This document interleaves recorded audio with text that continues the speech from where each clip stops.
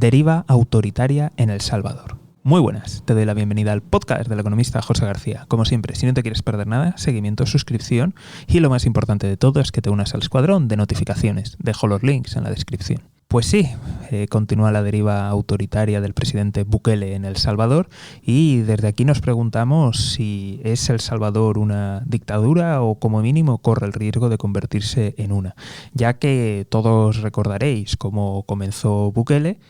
Sí, hubo gente con mucha esperanza por el cambio, pero veíamos los síntomas, ¿no?, del típico dictador de la zona, ese hombre mesiánico que pide, pues bueno, una serie de poderes especiales de manera temporal, pero que de temporal no tiene nada.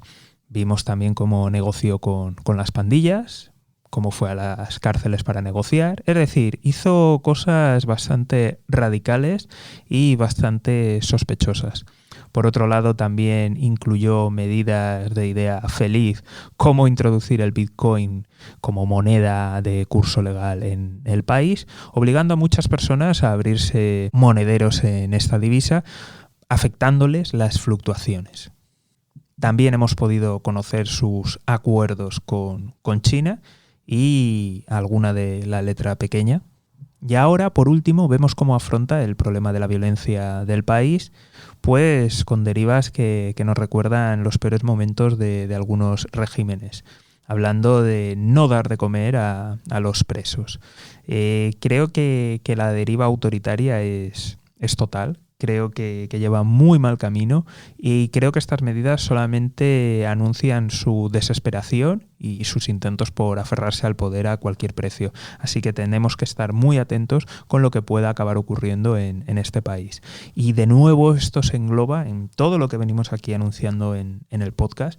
Estamos hablando de todas las crisis económicas que vienen, crisis climática, crisis alimenticia, de cómo eso se está resolviendo y está generando presiones en países que en muchas ocasiones hemos salido de, entre comillas, de lo peor de la pandemia, o al menos aparentemente, pero que las economías no lo han hecho y sobre todo grandes bolsas de población no lo han hecho.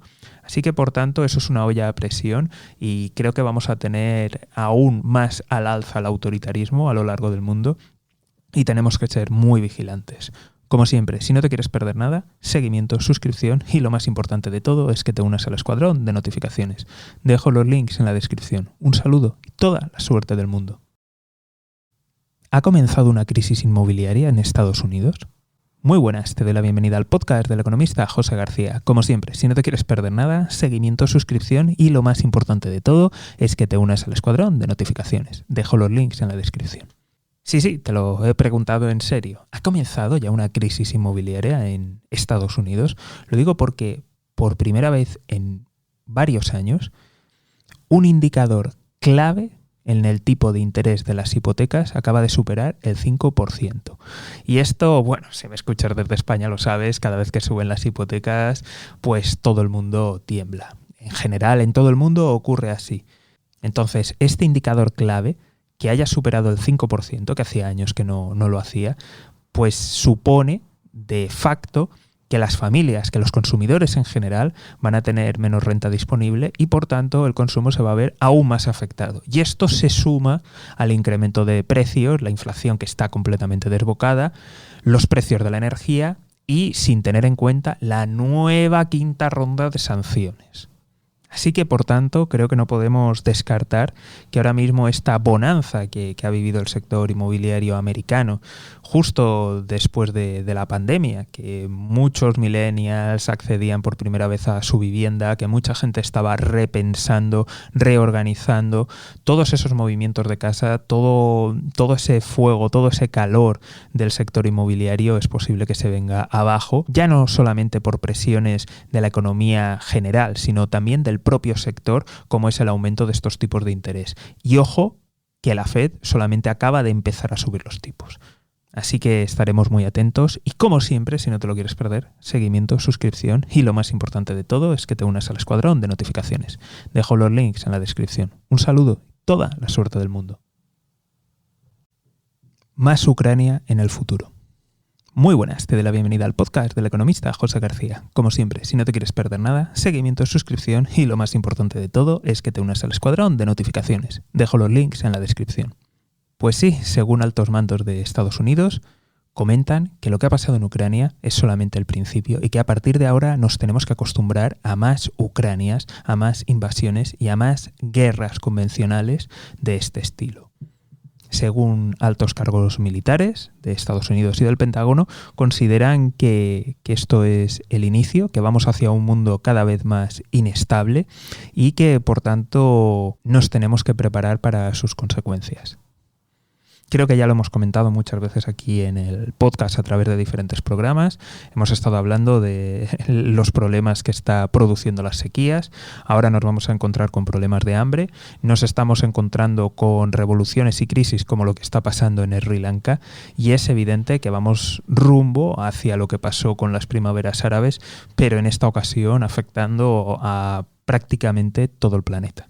Luego aquí también me gustaría añadir algo, y es algo que no se está teniendo demasiado en cuenta, y es, con la enorme crisis, con todo lo que está produciendo la guerra de Ucrania, ¿qué partidos apoyan a Putin dentro de Europa? Me viene a la cabeza, por ejemplo, el caso de Orbán, con todo lo que está cayendo.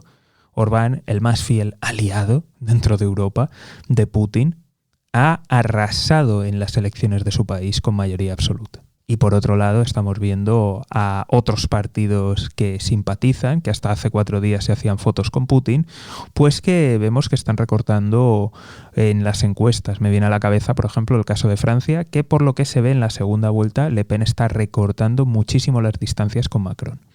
Es decir, que pese a todos los horrores que estamos viendo de la guerra, los partidos que abogan por una autocracia, por destruir Europa y que son amiguitos de Putin, vemos que siguen escalando en las encuestas. Así que creo que vamos hacia un mundo bastante complicado y creo que las autoridades, los gobiernos, la Unión Europea en general no está atendiendo a realmente cuáles son las fuentes de todo este descontento, a las fuentes de realmente toda esta inestabilidad, y por tanto vamos abocados a un conflicto, y no solamente conflictos externos, sino que es posible que acabemos viendo conflictos internos. Así que estaremos muy atentos. Como siempre, si no te quieres perder nada, seguimiento, suscripción y lo más importante de todo es que te unas al escuadrón de notificaciones. Dejo los links en la descripción. Un saludo y toda la suerte del mundo. AUKUS, nuevos acuerdos. Muy buenas, te doy la bienvenida al podcast del economista José García. Como siempre, si no te quieres perder nada, seguimiento, suscripción y lo más importante de todo es que te unas al escuadrón de notificaciones. Dejo los links en la descripción. Pues sí, se acaba de hacer público un nuevo acuerdo de esa alianza militar estratégica entre Estados Unidos, Reino Unido y Australia. Y es que, veréis, ahora se compromete la alianza a desarrollar misiles hipersónicos, defensas contra este tipo de armas y además incrementar su inversión en ciberseguridad. Y estos evidentemente también en ciberataques, que a nadie se nos olvide. Todo esto viene después de que Estados Unidos probara sus misiles hipersónicos con éxito y después de lo que estamos viendo aquí en Europa y de la invasión rusa. También cabe destacar la amenaza que ha supuesto la alianza entre China y las Islas Salomón, que están cerquita de Australia y que por tanto ponen en el punto de mira al país oceánico. Como te puedes imaginar, las empresas armamentísticas de Estados Unidos están celebrándolo y están muy contentas. Veremos qué consecuencias acaba teniendo en el mundo y en la geopolítica. Como siempre, si no te quieres perder nada, seguimiento, suscripción y lo más importante de todo es que te unas al escuadrón de notificaciones. Dejo los links en la descripción. Un saludo y toda la suerte del mundo. Rusia pierde a un aliado clave. Muy buenas, te doy la bienvenida al podcast del economista José García. Como siempre, si no te quieres perder nada, seguimiento, suscripción y lo más importante de todo es que te unas al escuadrón de notificaciones. Dejo los links en la descripción. Pues sí, como lo oyes, Rusia acaba de perder a uno de sus aliados más clave. Incluso te diría que es en estos momentos, o hasta hace poco, era su aliado clave número 1. Me refiero a la India. ¿Y por qué lo considero su aliado número uno? Pues verás, si te estás dando cuenta, desde que ha empezado la guerra, el conflicto, parecía que China tenía esas grandes y fabulosas relaciones sin límite, pero en la realidad es que China se ha puesto de lado. ¿Por qué se ha puesto de lado? Porque sus principales clientes son Europa y Estados Unidos. Así que una rondita de sanciones podría hacerle mucho daño a China. Y esto nos deja como su único gran aliado y valedor a la India, un país que de hecho ha estado comprando con fuertes descuentos, pero una enorme cantidad de materias primas provenientes de Rusia. Para que te hagas una idea, en estos meses ha comprado casi tanto como durante todo el año pasado, con lo cual el mercado indio se estaba convirtiendo en la gran alternativa de Rusia y en el salvavidas económico ante las sanciones. Por si fuera poco, los lazos militares entre estos dos países son enormes. Se estima que aproximadamente el 70% o más del equipo del ejército indio depende de Rusia. Y esto es lo que se conoce oficialmente, porque ya te lo he comentado aquí en algún otro programa, que realmente los científicos e ingenieros rusos tienen mucho que ver en los programas de desarrollo nativo del ejército de la India. Pero la masacre de Bucha lo ha cambiado todo. Ya te lo comenté aquí en otros podcasts, lo que estaban comentando los medios de comunicación de la India, y se veía claramente que iba a haber un giro en la política, y ese giro ha llegado. La India ahora aboga en el Consejo de Seguridad de Naciones Unidas por la investigación y que se aclaren los hechos de esta masacre. Con lo cual parece que Rusia se está quedando cada vez más aislada. Como siempre, si no te quieres perder nada, seguimiento, suscripción y lo más importante de todo es que te unas al escuadrón de notificaciones. Dejo los links en la descripción. Un saludo y toda la suerte del mundo. La familia Rajapaksa pierde el control de Sri Lanka. Muy buenas, te doy la bienvenida al podcast del economista José García. Como siempre, si no te quieres perder nada, seguimiento, suscripción y lo más importante de todo es que te unas al escuadrón de notificaciones. Dejo los links en la descripción. Pues sí, como lo has oído, nuevo capítulo en la crisis de Sri Lanka, y es que veréis, la familia Rajapaksa parece que está perdiendo el control del país. Rajapaksa es una familia que de facto controla toda la política. De hecho, muchos de sus miembros están en posiciones de poder, en altos cargos, además de amiguetes. En esta ocasión parece que de verdad van a perder el control y no van a poder soportar la presión, no solamente en las calles, sino que además ahora ha dimitido en bloque todos los ministros y, por si fuera poco, hay 41 parlamentarios de su partido que han dicho que lo abandonan y que se van a convertir en independientes. ¿Qué significa todo esto? Pues significa que los Rajapaksa han perdido el control del Congreso, ya que es necesario llegar a 113 parlamentarios para alcanzar la mayoría, y ahora les deja con estas 41 bajas, solamente tienen 109. Por tanto, el Parlamento va a hacer maniobras para derrocar al presidente.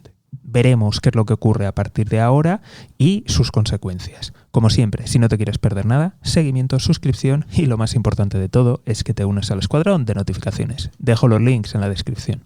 Un saludo y toda la suerte del mundo. Masacre en Bucha. Muy buenas, te doy la bienvenida al podcast del economista José García. Como siempre, si no quieres perderte nada, seguimiento, suscripción y lo más importante de todo es que te unas al escuadrón de notificaciones. Dejo los links en la descripción. Pues sí, lo habéis oído bien y pido disculpas por el retraso, pero quería comprobar bien esta información porque ahora mismo hay mucha publicidad, sobre todo y mucha propaganda en las noticias. Y de hecho, bueno, todos recordaremos, sobre todo en la televisión española, aquellas imágenes, ¿no?, que se atribuían a ataques rusos, cuando en realidad era artillería ucraniana atacando las zonas de Donetsk y Lugansk, y lo que parecía un soldado ucraniano realmente era un miliciano de la zona, y la familia iba a Rusia y no a Ucrania. Y eso y otras tantas lindezas. Pero basándome en noticias serias, noticias como, por ejemplo, sé que a alguno le escandalizará, así que no voy a dar nombres, pero noticiarios que no solamente han estado informando de las barbaridades rusas, sino que también, por ejemplo, daban cobertura a diarios independientes de Kiev, que estaban incluso hablando de cómo se habían fusilado a soldados rusos que se habían rendido. En fin, gente que realmente está informando de todo, pues le doy bastante credibilidad. Además de todo esto, de revisar esas fuentes que han hablado de todo tipo de masacres y han dado pie a todo lo que se ha comentado de Bucha, lo han comprobado y lo han ratificado, también he comprobado lo que están diciendo la prensa, por ejemplo, de China y de la India. Cosas muy, muy interesantes.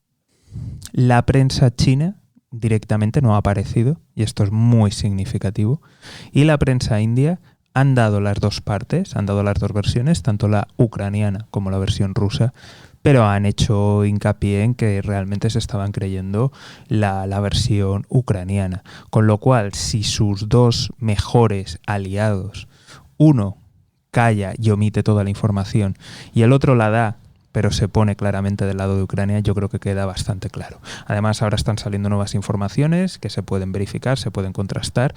Luego, además, también tenéis a todos los periodistas que están allí de arcos políticos muy diferentes, que van de un lado al otro, con ideologías de un lado al otro, y todos están hablando de lo mismo y están diciendo que lo ocurrido en Bucha es solamente la punta del iceberg. De hecho, ya había rumores y si no, pues quédate con las palabras del presidente Biden, que llamó criminal de guerra hace unos días a Putin, y viendo cómo está funcionando la inteligencia americana, creo que queda bastante claro que ella tenía información y por eso le llamó criminal de guerra. No fue una casualidad. Ya sé que para muchas personas todas estas explicaciones no hacen falta, pero vivimos donde vivimos, la desinformación y sobre todo los ultra fanboys de Russia Today y todos estos panfletos del Kremlin pues están por todas partes y a veces hace falta pues bueno, terminar de matizar y de explicar todo esto. Vamos a pasar ahora al plano económico y el plano económico es claro. Van a venir nuevas sanciones, Europa ya no se puede esconder más, hay países como Alemania que no pueden seguir de lado y eso de manera inmediata nos manda a una recesión. Una recesión primero por parte de Alemania, que va a impactar en toda la Unión Europea y después de la Unión Europea a grandes zonas del mundo. No sé si será mundial, porque sí que hay países que van a salir reforzados, que ahora van a ocupar el puesto en materias primas que va a dejar Rusia por sus sanciones, pero en líneas generales pues vamos aquí en Europa a una recesión y un impacto brutal. Se está hablando de un plan primero para sustituir todo el carbón ruso, después sustituir el petróleo ruso y finalmente el gas en el último escalón. Pero yo creo que todo lo que ha pasado, Bucha ahora mismo lo cambia completamente y creo que ahora mismo se van a tomar las medidas demoledoras y de corto plazo que realmente pueden afectar al régimen ruso. Como siempre, si no te quieres perder nada, seguimiento, suscripción y lo más importante de todo es que te unas al escuadrón de notificaciones. Dejo los links en la descripción. Un saludo y toda la suerte del mundo. Nacionalizaciones en Alemania. Muy buenas, te doy la bienvenida al podcast del economista José García. Como siempre, si no te quieres perder nada, seguimiento, suscripción y lo más importante de todo es que te unas al escuadrón de notificaciones. Dejo los links en la descripción. Pues sí, lo has oído bien. Alemania acaba de nacionalizar una filial de Gazprom que se encuentra allí en Alemania y que es la encargada de, no todos, pero de una buena parte de los depósitos de gas, de almacenamiento de esta materia prima. Y aquí, en fin, han aludido motivos de seguridad, lo cual está muy bien, ¿no? El problema está en ¿qué habría pasado si esta medida la toma un gobierno de Asia, de África o de Latinoamérica? Bueno, en Latinoamérica lo sabemos, que a los pocos meses le dan un golpe de Estado. Eso es así. Entonces, bueno, volvemos a la Europa de los valores, ¿no? Esa Europa de los valores donde a los refugiados ucranianos se les facilitan los papeles al día siguiente, inmediatamente. Los sirios no sabemos y la gente de África, pues bueno, se puede convertir el Mediterráneo en una tumba y en un cementerio común, sin problema. Lo de siempre, la doble moral. Y esto me recuerda un poco lo que ha comentado algún tertuliano en la tele, que decía que, claro, esto nos ha pasado porque, claro, hemos comprado a gente que no respeta los derechos humanos, ni la democracia, ni ¿dónde piensan sustituir las materias primas de Rusia? Me imagino que algún país, ¿no? Alguna muy bien reconocida democracia, ¿no? Y derechos humanos y...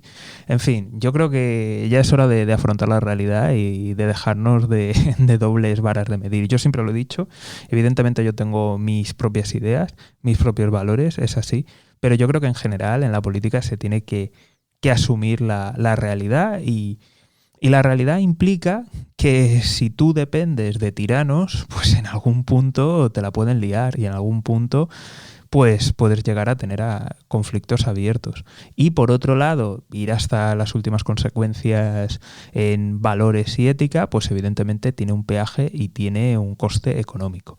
¿Cuál es el problema? El problema es que los políticos normalmente nos enseñan las caras A de ambas decisiones, pero nunca nos enseñan la cara B. Y creo que de aquí en el futuro, pues bueno, vamos a aprender por las malas cuál es la cara B.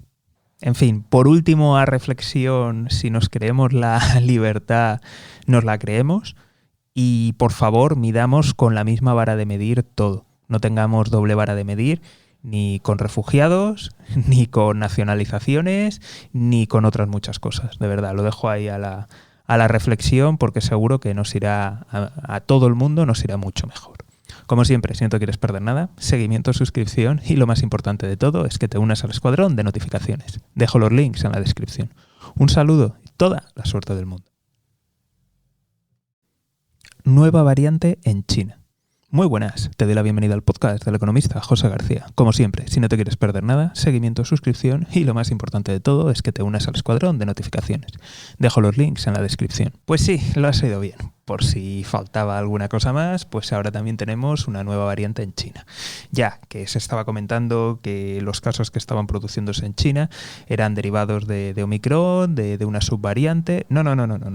Estamos hablando de una variante completamente nueva y de hecho, pues periódicos de la zona que normalmente hablan de todo lo que ocurre en Asia, es decir, que se escapan un poco del control gubernamental chino, pues están dando la voz de alarma porque dicen, a ver, ¿desde cuándo existe esa variante?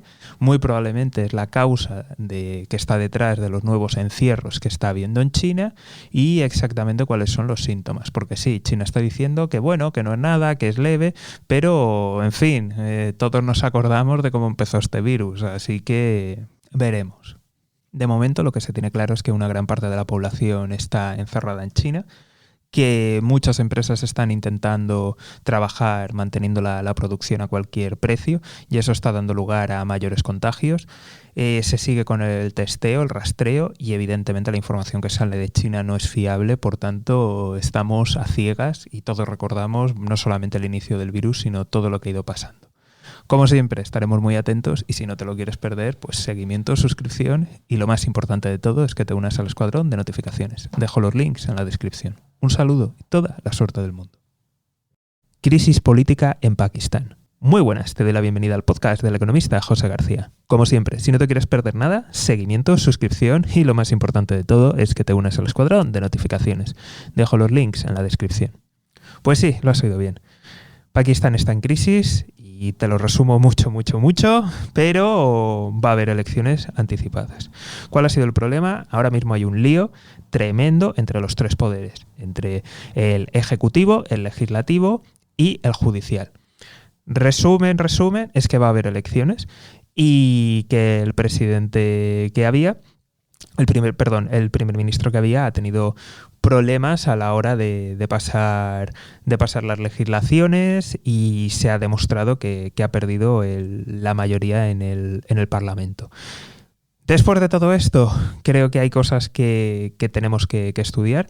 Hay lío incluso entre ellos, en cómo se interpreta, en la Constitución, en las leyes, en los tiempos, pero lo que sí que ha quedado en claro es que ahora mismo va a haber elecciones y hay un lío monumental entre los tres poderes, porque cada uno de ellos lo interpreta de una forma o de otra, según les convenga. Recordamos que Pakistán, un país que ahora mismo ha tenido muchos problemas, recordamos también que te lo hemos contado aquí, por cierto, así que si no me estás siguiendo, no estás suscrito, pues ya sabes, sígueme, suscríbete y todas estas cosas que siempre decimos por aquí, pero que ha tenido problemas económicos y que ha estado implementando leyes del tipo intentar confiscar o quedarse con el oro que tienen sus ciudadanos y otras ideas felices, pues también recordemos la importancia estratégica. Es uno de los países más poblados del mundo y posee armas atómicas, con lo cual tenemos que estar muy atentos a lo que de aquí en adelante va a ocurrir. Y como siempre, si no te quieres perder nada, seguimiento, suscripción y lo más importante de todo es que te unas al escuadrón de notificaciones. Dejo los links en la descripción. Un saludo y toda la suerte del mundo. ¿Habrá desabastecimiento en Europa? Muy buenas, te doy la bienvenida al podcast del economista José García. Como siempre, si no te quieres perder nada, seguimiento, suscripción y lo más importante de todo es que te unas al escuadrón de notificaciones. Dejo los links en la descripción. Sí, te lo he preguntado en serio. ¿Va a haber desabastecimiento en Europa? Y te lo digo todo esto porque en una entrevista que ha concedido la economista jefa de la OCDE, le preguntaron directamente si creía que podían haber desabastecimiento o incluso racionamientos dentro de Europa. Y su respuesta fue que depende de lo que dure la guerra, con lo cual parece que hay previsiones bastante malas. ¿En qué se basa para hacer estas predicciones? Lo primero de todo que decía es que hemos fallado a la hora de calcular el impacto que tiene la crisis en determinados sectores. Entonces esta guerra está produciendo aún más distorsiones, aún más disrupciones dentro de la economía y dentro de muchos sectores. No se ha calculado bien los efectos. Y por otro lado, ha explicado de que tenemos un problema estructural a la hora de menospreciar las segundas derivadas. Es decir, si ya tenemos problemas al ver los efectos directos en algunos sectores, a la hora de ver esas ramificaciones nos cuesta aún más y por tanto podemos encontrarnos con situaciones muy feas dentro de Europa. Así que estaremos muy atentos, como siempre, extremar precauciones y, si no te quieres perder nada, seguimiento, suscripción y lo más importante de todo es que te unas al escuadrón de notificaciones. Dejo los links en la descripción. Un saludo y toda la suerte del mundo. Problemas en el sector agrícola mundial. Muy buenas, te doy la bienvenida al podcast del economista José García. Como siempre, si no te quieres perder nada, seguimiento, suscripción y lo más importante de todo es que te unas al escuadrón de notificaciones. Dejo los links en la descripción. Pues sí, hoy vamos a hablar de los 3 pilares que sostienen la industria agrícola a nivel mundial. Y esto viene de un término que se llama las 3 Fs, pero del mundo anglosajón y aplicado a este sector. No confundir con las 3 Fs, en fin, de los family, friends y otras cosas. En este caso estamos hablando de el combustible, estamos hablando de los fertilizantes y estamos hablando de la financiación. Y estos son los 3 pilares que sostienen la industria agroalimentaria. Así que analicemos cómo todo esto impacta en el campo. El primero que vamos a ver son los fertilizantes, y es que verás, la enorme producción que tenemos a nivel mundial solamente se sostiene por el uso de estos productos. Y a que no sabéis cuáles son los 2 principales productores de estos productos y derivados. Pues efectivamente, lo has adivinado, Rusia y Bielorrusia. Bielorrusia ya venía de ser sancionada porque, en fin, el líder, hago comillas, del país, pues bueno, se había quedado ahí, había echado un poco a la oposición y otras muchas cosas que han ido pasando. Pero en resumidas cuentas ya venía sancionada de casa. Y ahora, por otro lado, las tremendas sanciones que ha sufrido Rusia después de la invasión o, como ellos dirían, hago comillas, operación especial. Así que estos 2 países juntos suman cerca, vamos a ponerlo en torno, porque dependiendo de la estadística que mires y del año, supera o está muy cerca de llegar el 50% de las exportaciones mundiales de estos productos. En segundo lugar, tenemos que atender a la financiación. Y es que, verás, las retiradas de estímulos, las subidas de tipos de interés, de todo, iba a decir todos, pero de casi todos los bancos centrales, porque evidentemente tenemos a Erdonomics, a Erdogan allí en Turquía haciendo sus Erdonomics, y luego por otro lado tenemos a China, que sus burbujas les están estallando y el Banco Central no para de inyectar dinero y de dar facilidades de pago, pero en el resto del mundo, en todos los lados, los créditos se están dificultando.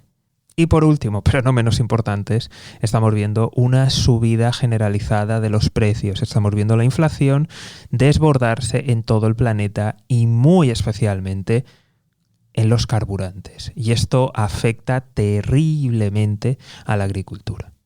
Con lo cual, todo esto está llevando a un aumento de los precios e incluso a que muchos, tanto pequeños productores, medios productores, digan, oiga, no me sale a cuenta, abandono. Y esto aún mete más presión inflacionaria, ya que la oferta se va reduciendo aún más. Estaremos muy atentos de lo que ocurre en los próximos días y meses al respecto. Y si no te lo quieres perder, seguimiento, suscripción y lo más importante de todo es que te unas al escuadrón de notificaciones. Dejo los links en la descripción.